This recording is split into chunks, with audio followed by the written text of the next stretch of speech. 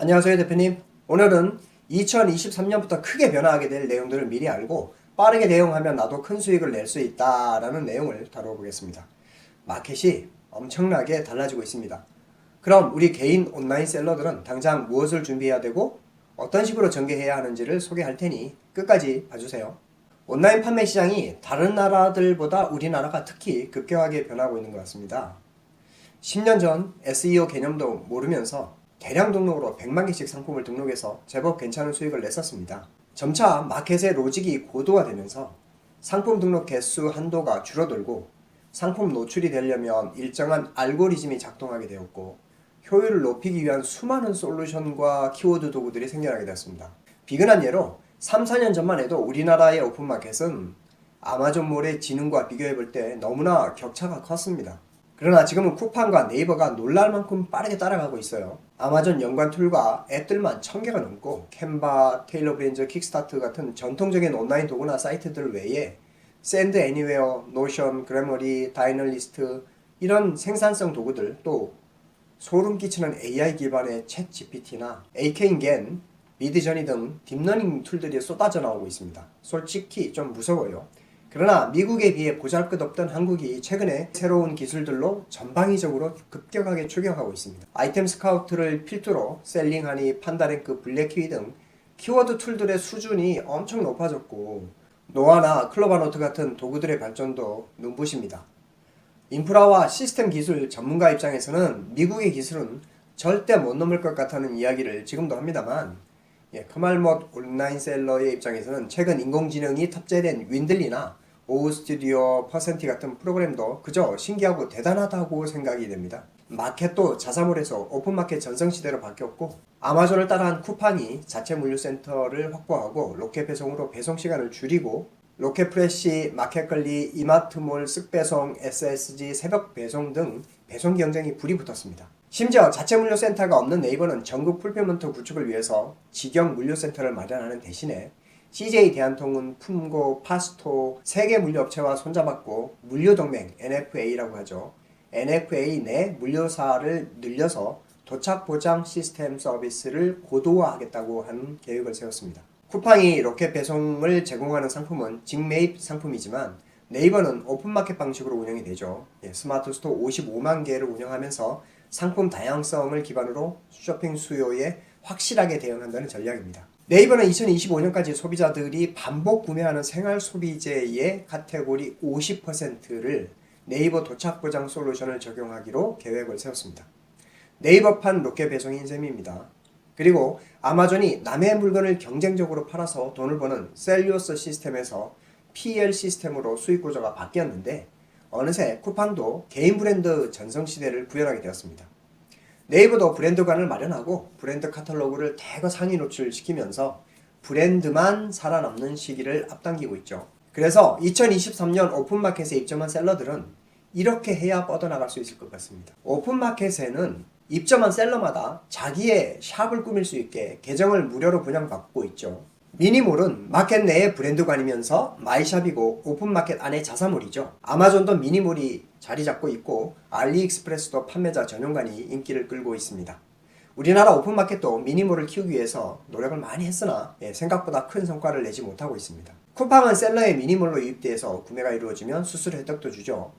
그러나 오직 스마트 스토어만이 미니몰을 독립화해서 런칭을 했고 성공을 했습니다. 네이버는 11번가나 지마켓처럼 오픈마켓 장터 플랫폼을 짓지 않고 처음부터 미니몰에 가입하게 하고 결제창을 붙여서 미니몰을 독립시켜서 만들었죠. 이름도 샤벤, 스토어팜, 스마트 스토어 이렇게 이름이 변경되어 왔지만 플랫폼 형태는 역시 미니샵입니다. 온라인 초보 판매자들은 간혹 스스와 오픈마켓을 구분하기도 하는데 스스는 그냥 완벽한 오픈마켓입니다. 이제 물류센터 구축으로 빠른 배송 시스템을 만들어 크게 확장을 해온 쿠팡과 각각의 사업자가 마켓의 주인이 되게 만든 네이버 스마트 스토어가 치열하게 전투를 해왔는데 이제 네이버판 제트배송, 네이버판 로켓배송과 같은 도착 보장 물류 서비스가 안착하면 어떻게 달라질까요? 또 일본 스마트 스토어에 정식 런칭한 네이버가 만약 한국 스마트 스토어처럼 일본 스스도 활성화시키고 한국 판매자도 제약 없이 입점해서 판매하고 풀필먼트나 국제 운송 시스템이 정착이 된다면 스마트 스토어에 경험이 많은 우리 스스 셀러들은 환상적인 역직구 세계로 진입하게 되는 셈이 될 것입니다. 그리고 라인과 함께 야후 쇼핑이 네이버 쇼핑의 역할을 하도록 연계가 된다면 그야말로 쇼피나 큐텐 이런 채널보다 더 강력한 역직구 채널을 갖게 되는 것이죠. 그렇지 않아도 네이버의 각종 플랫폼과 연계되어 있어서 강력했던 네이버 스마트 스토어가 이제는 더더욱 중요해질 것 같습니다. 그러면 쿠팡의 차별화는 또 어떻게 전개될지 참으로 궁금해지죠. 그런데 말입니다.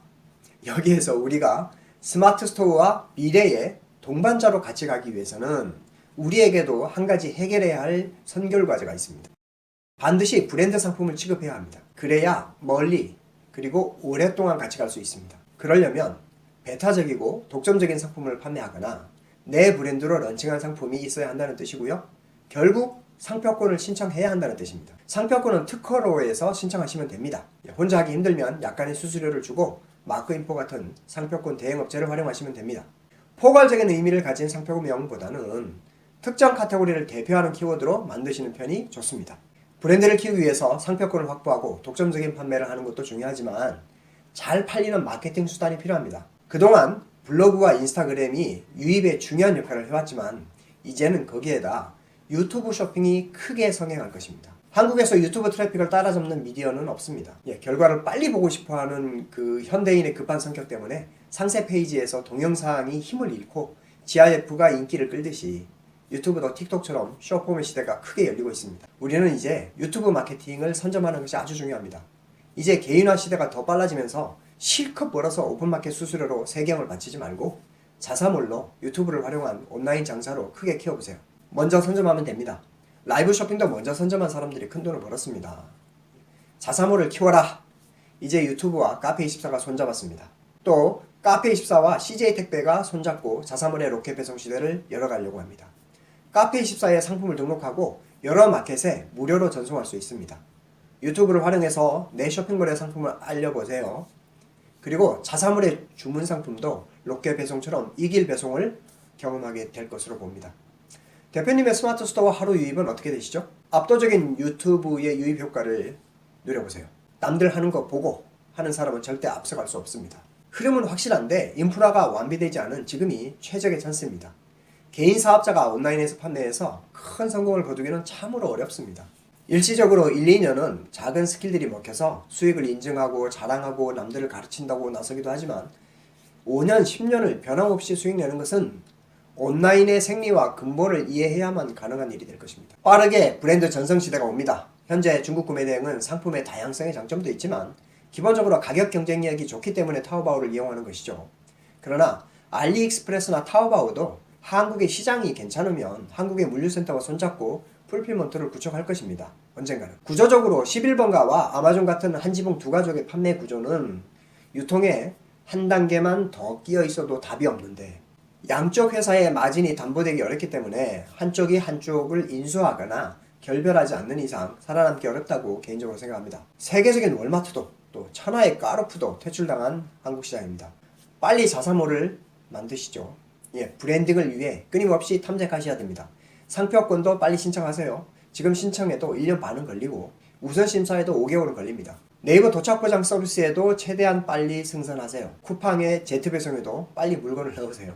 앞으로는 자리가 없을 겁니다. 그러나 이런 외형적인 대응보다 중요한 건 외부 환경이 아무리 바뀌더라도 좋은 상품을 판매해야 한다는 그 본질과 노출이 되어야 팔린다는 마케팅의 본질은 안 변합니다. 결국 이 모든 대응과 연구하는 것은 좋은 상품을 찾는 것과 잘 노출하지 못할 것 같은 두려움과 걱정에서 비롯된 것입니다. 환경은 적응하고 도구는 잘 활용하면 되지만 무엇이 중요한지 뭘 해야 앞으로 잘 먹고 잘 살 수 있는지는 스스로의 관심과 공부가 좀 필요합니다. 앞으로는 빨리 배송되는 상품이 더 우대를 받을 것입니다.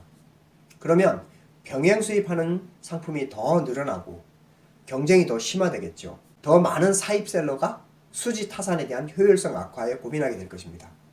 따라서 구매 대행은 온라인 판매에 더 중요한 베이직한 판매 수단이 될 것입니다. 대량 등록 시장은 대량 등록대로 활로를 찾을 것이고 전체 구매 대행 시장은 풀필먼트 대상이 아닌 비크무 제품들의 경쟁이 당분간 치열해지겠지만 구매 대행은 구매 대행 시장대로 커지되 좀 더 정교해지고 브랜딩을 하기 위한 바로미터로서의 영향력이 더 커질 것입니다. 그리고 요즘은 구매대행 교육에는 구매대행 사후 모델만 가르치지는 않습니다. 위탁 판매도 위탁만 가르치지는 않고 중국 소싱이나 역직구 방법도 공부합니다. 융합 모델로 위탁과 구매대행, 사입과 역직구가 믹스 매치되는 방법으로 진화하고 있습니다. 혹시 어디엔가 탁등만 강조한다든가 수강료를 현금으로만 받으려고 하는 강의는 가급적 피하시는 게 좋습니다. 대신 모두가 돈 버는 게 목적이니까 늘 다른 사람에게 피해를 주지 않고 불법이 아니면 뭐든지 한다는 생각을 하셔야 되겠죠. 오늘의 영상 정리하면요. 첫째, 외부 환경과 트렌드를 빨리 캐치하고 도구들을 잘 활용해서 생산성을 높이는 것은 선두그룹에 합류하는 데 매우 중요하다. 두 번째는 브랜드 시대가 급격하게 몰려오고 있다. 상표권을 빨리 신청해라. 셋째, 자사모를 만드는 준비 작업을 미리미리 해라. 그리고 유튜브 마케팅에 대해서 깊이 있게 공부하자. 네이버 도착 보장과 제트 배송에 빨리 올라타라. 넷째, 외부 환경이 아무리 변해도 영향받지 않으려면 상품 하나하나에 공을 들이는 사업자가 결국은 살아남는다는 사실. 그 사실을 빨리 깨닫고 본질을 공부하자. 이상입니다. 뭐든지 할 수 있을 때 하는 게 중요한 것 같습니다. 올해 말에 후회 없도록 지금부터 정말 최선을 다해보시죠. 대표님 수고하셨습니다. 감사합니다.